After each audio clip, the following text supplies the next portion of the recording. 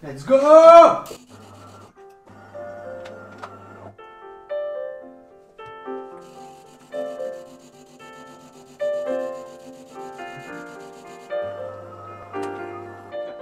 Putain, faut vider le marc de café. Chier, vas-y, flemme. Oh la famille, c'est Q et bienvenue sur une nouvelle vidéo de la famille Q. Aujourd'hui, on va aborder un petit détail quant à notamment l'apprentissage de la marche en laisse avec sa petite bête, mais pas que l'apprentissage de la marche en laisse, puisqu'en fait, je vais te parler du tout début de la balade qui a des répercussions potentiellement sur le comportement de ta bête, et puis aussi sur ton esprit en fait.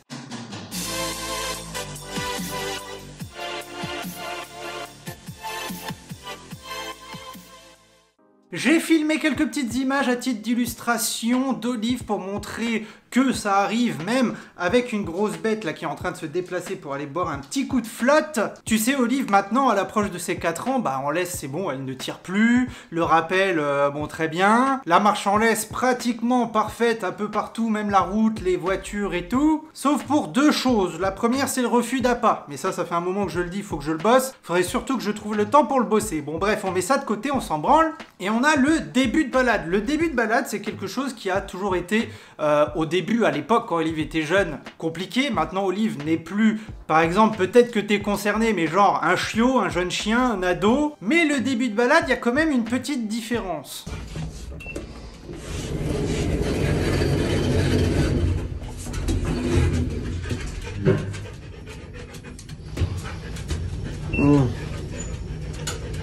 Hop.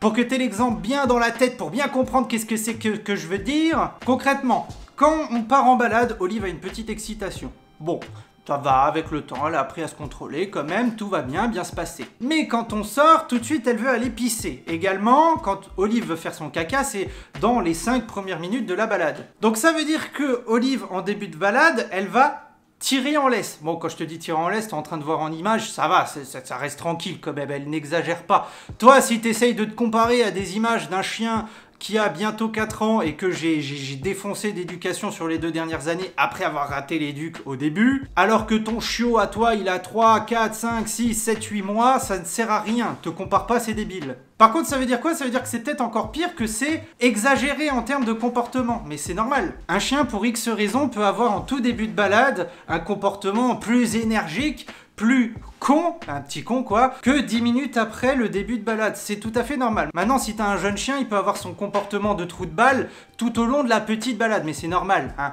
On n'est pas non plus là à avoir, je le rappelle, une balade en laisse à 3-4 mois. Si jamais, aujourd'hui c'est vraiment un tout petit détail, je t'invite à aller voir la vidéo que je te mets dans le petit et dans la description. C'est sur la première partie de la marche en laisse avec l'éducation de Psycho, avec le petit Samoyed, où j'ai balancé plein d'explications en 10 minutes en mode à fond là. Quelles sont les raisons? Déjà, tu as les besoins. Forcément, si tu t'attends à avoir une belle balade en laisse alors que ton chien, il veut aller pisser et que toi, tu sors de ta résidence ou de ta baraque en laisse, forcément, il risque de tirer. Pareil, si ton chien, il a une grosse envie de caca, t'inquiète pas qu'il en aura rien à foutre d'être légèrement étranglé par le collier et la laisse. Il va tirer, c'est normal. Pareil, un chien qui va sentir des odeurs de ouf, des odeurs fortes. Un chien qui n'a pas forcément le refus d'appât. Bref, énormément de choses à apprendre. Il va tirer. À ça, je rajouterai évidemment la fougue de la jeunesse. Tout ça pour te dire que c'est un comportement normal. Et pourquoi je voulais parler de ça aujourd'hui? Parce que je sais qu'il y a plein de gens, ils sont motivés, ou alors, à l'inverse, ils se tapent un puppy blues, une déprime passagère, une déprime de longue date, etc. Ils se disent, putain, mon chien, il est infernal dès le début de la balade, du coup, c'est l'enfer, du coup, psychologiquement, tu te mets dans des conditions dégueulasses pour être un bon maître pour son bon chien, ou son petit trou de balle, en balade, et c'est dommage. En fait, ça revient aussi un petit peu à la vidéo que j'ai faite où je te disais que tu peux pas être partout, tu peux pas tout faire en même temps. Eh bien, sache qu'effectivement, le début de la balade, le démarrage, surtout en laisse, c'est un sujet également. C'est un truc à travailler. Déjà d'une, tu as la question des portes, les autocontrôles. Le fait de ne pas partir à balle dans l'entrebâillement d'une porte, c'est un autocontrôle. C'est pas une question de dominance de connard, là. C'est pas une question de dominance à la con. C'est pas une question de moi en tant que maître, je passe en premier. Non, c'est une question de toi en tant que chien, tu ne dois pas partir pleine balle sans que je t'autorise. Donc c'est un autocontrôle, ça permet d'apprendre la gestion des émotions. Bref, Ça a beaucoup d'avantages et ça fait partie aussi d'un bon démarrage de balade. Si tu laisses ton chien partir à la n'importe comment, qu'il est tout excité de ouf, qu'en plus il a envie de pisser, machin, c'est normal qu'il t'écoute pas. Encore une fois, tranquille quand on est sur un jeune chiot de 2, 3, 4, 5 mois. Hein. Là, la vidéo d'aujourd'hui s'adresse surtout pour je dirais, un ado, un tout jeune chien à qui il faut apprendre de gérer ses émotions pour le tout début de la balade. Bon, évidemment, tout ça, tu peux le mettre en pratique pour le chiot, mais honnêtement, vraiment, ne te déprime pas le moral pour ça. C'est vraiment classique. J'ai même envie de te dire que c'est normal et c'est une chance. Le gars, le cul, il est en train de dire que c'est une chance que mon chiot soit un enfer en début de balade. Oui, un chiot qui n'est pas vivant, c'est un chiot qui a des problèmes. Ça va pas. Un chiot qui n'est pas plein de vie, excuse-moi, mais c'est pas normal. Donc si ton chiot, il est plein de vie quand tu vas taper la balade dehors, c'est bon signe, c'est bien. Bon, par contre, ça veut juste dire que tu as des choses à travailler. Mais ça, c'est normal, parce que l'accueil d'un chien, c'est du travail, ma gueule. Donc bosse les autocontrôles, ménage-toi psychologiquement, ça va bien se passer. Moi, qu'est-ce que je fais avec Olive? Même quand on va se taper 1h15, 1h30 de balade sans laisse, il y a les 10 premières minutes que je passe en laisse, sans aucune honte à avoir, rien à foutre du jugement des gens, même si en 2022, il y a des gens qui viennent te dire qu'utiliser une laisse pour son chien, c'est limite de la torture. Qu'ils aillent se faire foutre! En toute cordialité. Oui, Julie, je dis oui! Pour une fois, je voulais être pas trop vulgaire, tu vois, mais tu l'as été pour moi.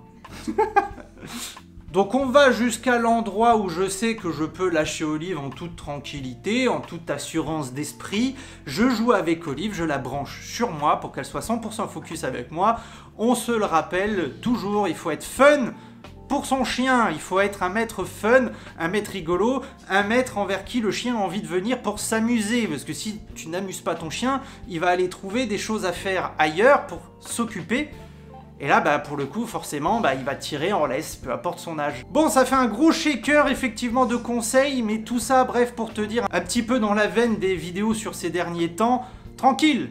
C'est normal, même moi, bon, Olive, elle tire pas de ouf, voilà, elle tire, tu vois, la laisse se tend, tu l'as vu en image, je mets un petit, pas un à-coup, mais je tire légèrement dessus, elle ralentit un petit peu, bien se passer, et puis après on déroule, et une fois qu'on fait une bonne balade tranquillement, je peux me permettre de balader avec elle en plein centre-ville, avec des voitures, avec d'autres chiens en laisse, et ça se passe bien, et crois-moi que si moi je peux le faire, toi aussi tu peux le faire. Bon, j'espère que la vidéo t'a plu. Je t'ordonne, je te commande. Non, en fait, je te demande gentiment de bien vouloir me mettre en commentaire si ce genre de choses ça t'est arrivé. Effectivement, si les débuts de balade étaient un petit peu terribles, comment t'as réagi? Est-ce que t'as déprimé tout ça?